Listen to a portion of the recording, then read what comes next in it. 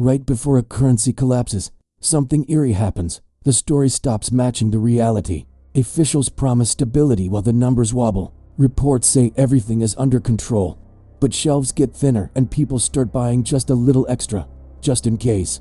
The warnings never come as sirens, they come as contradictions. Tiny, uncomfortable inconsistencies that stack up until the truth becomes impossible to hide. And by the time the headlines finally admit it, the smart money is already gone. You know what's fascinating? Currency collapse doesn't announce itself. There's no government press conference saying we're 3 months from hyperinflation. Instead, you get a finance minister on television, tie perfectly knotted, assuring everyone that recent price increases are temporary and within normal ranges.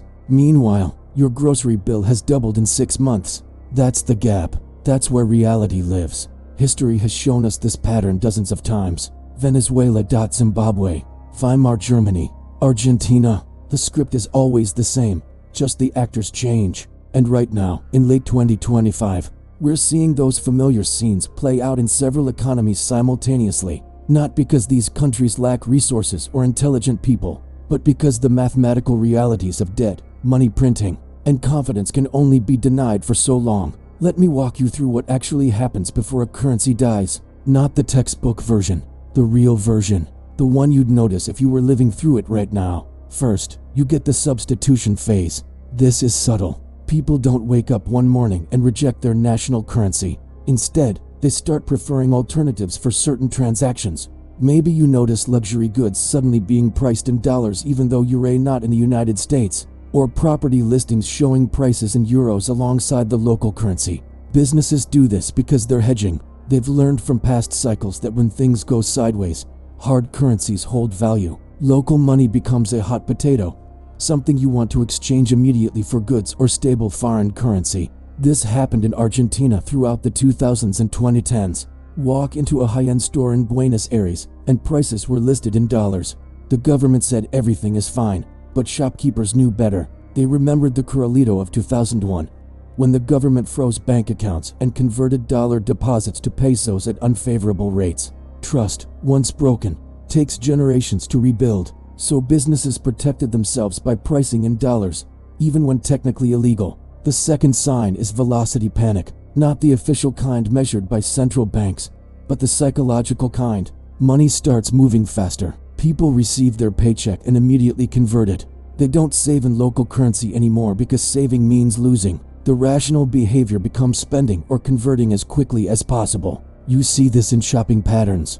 Instead of buying groceries for the week, people buy groceries for the month, not because they need a month's worth of food today, but because they need to get rid of the currency before it loses more value. In Zimbabwe during 2008, workers would get paid in the morning and sprint to stores during lunch breaks.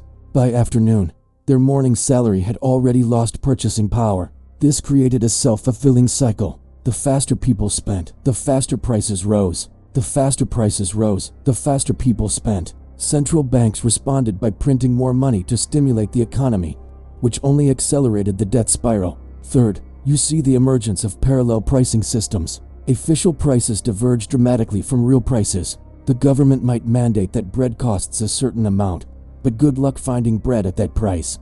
Instead, you get empty shelves at official stores and thriving black markets where bread costs 10 times more. This gap between official and real prices is a mathematical proof that the currency is dying.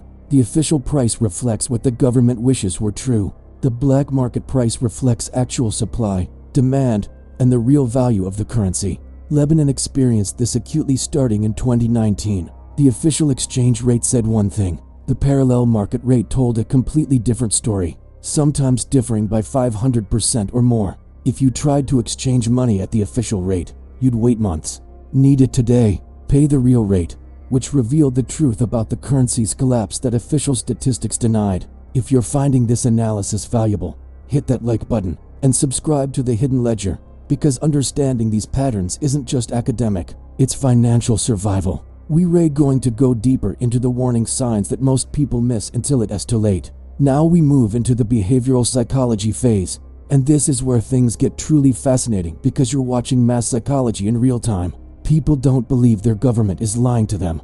That's too uncomfortable. So instead, they engage in what psychologists call cognitive dissonance. They hear the official story and they see their own reality, and their brain tries to reconcile both, usually by minimizing the contradiction. It's probably just temporary inflation. Other countries have it worse. The new economic plan will fix things. These are the phrases you hear repeated like mantras because people desperately want them to be true. Accepting that your life savings are evaporating requires confronting a terrifying reality, so the brain resists. This is why currency collapse often catches middle-class citizens hardest. The wealthy already diversified into foreign assets. The poor never had much in currency to begin with. But the middle class, they have savings accounts, they have pensions, they have everything denominated in the dying currency. And they are the last to accept what is happening because acceptance means admitting their life as work is vanishing. We saw this in Greece during their crisis.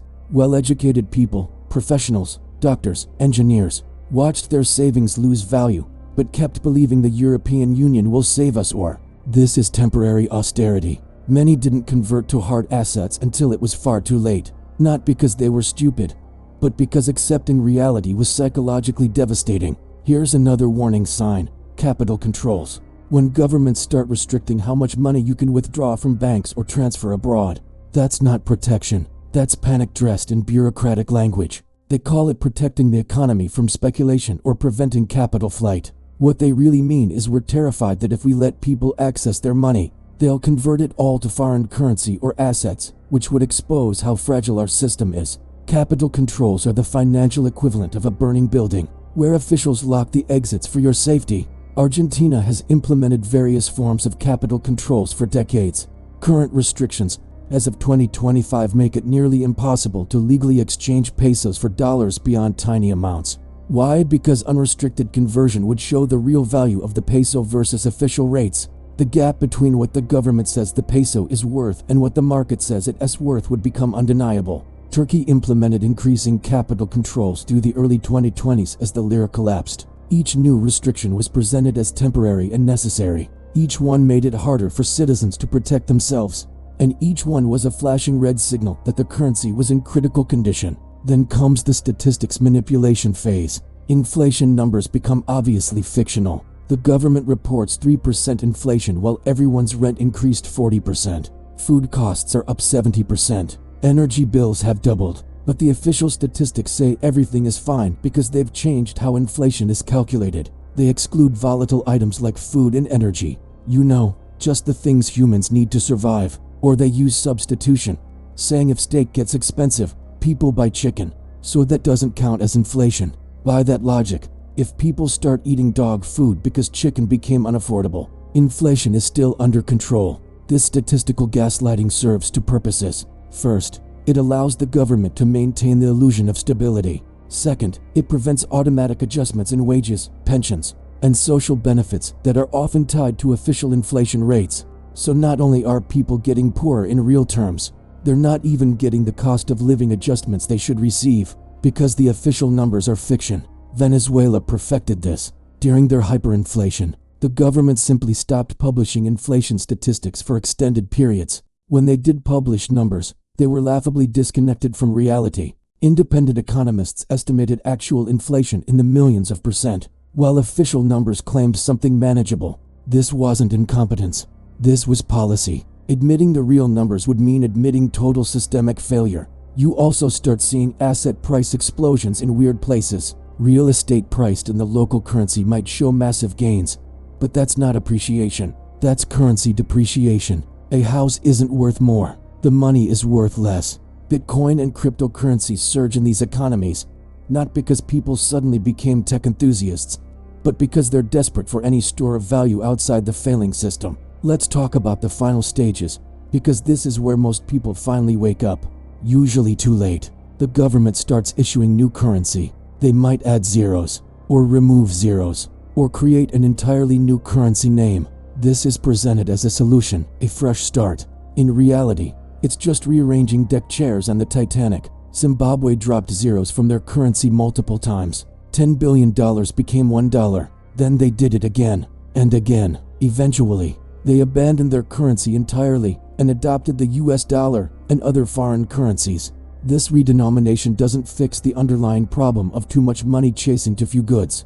It doesn't address why the government is printing money to finance deficits. It's purely cosmetic, like putting a new coat of paint on a house with a crumbling foundation. But it gives politicians a photo opportunity where they can claim they've solved the crisis. The social fabric starts tearing. Crime increases because desperate people do desperate things. Professionals leave the country if they can, creating brain drain. Those who remain often take second or third jobs just to maintain their previous standard of living. Retirement becomes impossible because pensions, even when adjusted, can't keep pace with real inflation. The elderly, who saved diligently their entire lives, find themselves impoverished through no fault of their own. This happened in Greece. Pensioners who had worked 30 or 40 years saw their retirement income slashed. Suicides among elderly Greeks increased dramatically during the crisis years. These weren't failures of character. These were the human casualties of currency and sovereign debt crisis. Trust in institutions collapses. Not just financial institutions, but all institutions. If the government and central bank lied about the currency, what else are they lying about? This institutional trust deficit persists for generations. Argentina has cycled through crises for over 70 years, and trust in government and banks remains extraordinarily low. Once burned multiple times, people learn. Interestingly, you also see the rise of alternative systems. Barter networks emerge. Local currencies or time banking systems gain traction. Cryptocurrency see adoption spikes.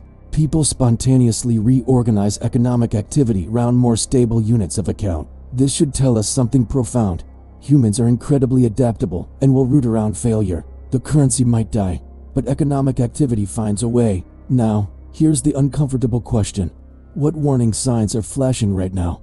In late 2025, look around. Multiple major economies are running fiscal deficits that would have been considered catastrophic 20 years ago. Central banks expanded money supplies by unprecedented amounts during the pandemic years. Those chickens are still coming home to roost. Japan has the highest debt to GDP ratio of any major economy, over 250%. They've kept this going through financial engineering and the fact that most debt is held domestically. But the fundamentals remain unsustainable long term. The Bank of Japan had to intervene repeatedly to support the yen, burning through foreign reserves. That's not strength, that's desperation. The European Union faces fractures as member states with vastly different economic realities try to share a currency. Italy's debt burden is enormous. Greece never truly recovered. The euro survives through political will and ECB intervention, but the structural contradictions remain. You cannot have monetary union without fiscal union, and Europeans aren't ready for fiscal union because that means Germans would be directly paying for Greek or Italian spending. Even the United States, with the world's reserve currency, isn't immune to mathematical reality. When your national debt exceeds $35 trillion and you're running $2 trillion annual deficits, those numbers eventually matter. The dollar's reserve status buys time, but it doesn't repeal economic laws. Other countries are slowly diversifying away from dollar reserves. The BRICS nations openly discuss alternatives. These are not random events. These are rational responses to perceived dollar overextension. The point isn't to predict exactly when or where the next currency collapse happens. The point is to recognize the patterns, to see the gap between official narratives and observable reality, to understand that when smart money starts moving, it's not conspiracy or panic, it's pattern recognition based on historical precedent. So what do you do with this information? How do you protect yourself when you see these warning signs in your own economy or globally? First, diversification is not just a buzzword, it's survival strategy. Don't keep all your wealth in any single currency or within any single country's banking system. This doesn't mean you need to be paranoid or extreme, but it means spreading risk intelligently. Foreign currency accounts, international investments, physical assets that hold value across monetary systems. These aren't preparations for apocalypse. These are rational hedges against monetary instability. Second, understand the difference between nominal and real values. That savings account earning 3% interest is losing purchasing power if real inflation is 7%. Your salary increase of 5% is actually a pay cut if living costs increase 10%. Learn to think in terms of purchasing power, not numerical amounts. What matters isn't how many units of currency you have, but what those units can buy. Third, acquire tangible skills and assets. In every currency crisis throughout history, people with practical skills and real assets fared better. A skilled electrician or plumber stays employed regardless of currency chaos. Someone who owns productive land or equipment can keep generating value. Paper wealth evaporates. Real capabilities endure. Fourth, build community and networks. During crises, informal networks become more valuable than formal institutions. Knowing people, having relationships, being part of communities creates resilience that no amount of money in a failing currency can provide. This isn't about survivalism. This is about recognizing that humans are social creatures and we survive challenges collectively. Fifth, stay informed but avoid panic. There's a balance between awareness and anxiety. Understanding these patterns means you can prepare calmly rather than react desperately. When crisis hits, the people who navigate currency collapse successfully aren't the ones who panic at the last minute. They're the ones who saw the signs early and adjusted gradually. Now, is your currency dying? Maybe not today, maybe not this year, but these cycles repeat throughout history because the temptations that cause them are constant. Politicians want to spend more than they tax because deficit spending is politically easier than tough choices. Central banks want to stimulate economies by creating money because that generates short-term positive effects. And populations want to believe everything will be fine because confronting these realities is uncomfortable. The math always wins eventually. You cannot indefinitely spend more than you produce. You cannot print prosperity. You cannot maintain currency stability while destroying purchasing power. These aren't opinions. These are mathematical certainties that manifest on different timelines for different currencies. The warning signs we discussed aren't theoretical. They're happening right now in various degrees across multiple economies. The substitution phase where people prefer hard currencies, check. Velocity panic where money moves faster as people lose confidence. Increasingly visible. Parallel pricing systems and gaps between official and real values? Absolutely. Capital controls disguised as prudent regulation? Spreading. Statistical manipulation making official numbers meaningless? Standard practice. This doesn't mean your specific currency will collapse tomorrow. It means the stresses that precede collapse are present and building. How long can they build before something breaks? That depends on many factors, including the currency's reserve status, the country's productive capacity, political stability, and external economic conditions. But here's what history teaches us with absolute consistency. By the time the collapse is obvious to everyone, it's too late to protect yourself effectively. The smart money, as the saying goes, moves before the crowd notices anything is wrong, not because they have secret information, but because they recognize patterns and act on them. You now understand these patterns better than most people ever will. You see the gap between official narratives and economic reality. You recognize the behavioral signs of currency distress.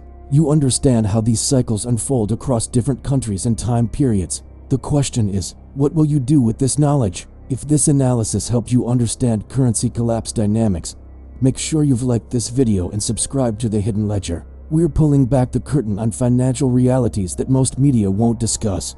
Because understanding how money really works, how systems really function, and how patterns really repeat might be the most valuable knowledge you can acquire in unstable times. The truth isn't always comfortable, but it's always preferable to comfortable delusions. Stay informed, stay prepared, and remember, the warning signs never come as sirens, they come as contradictions.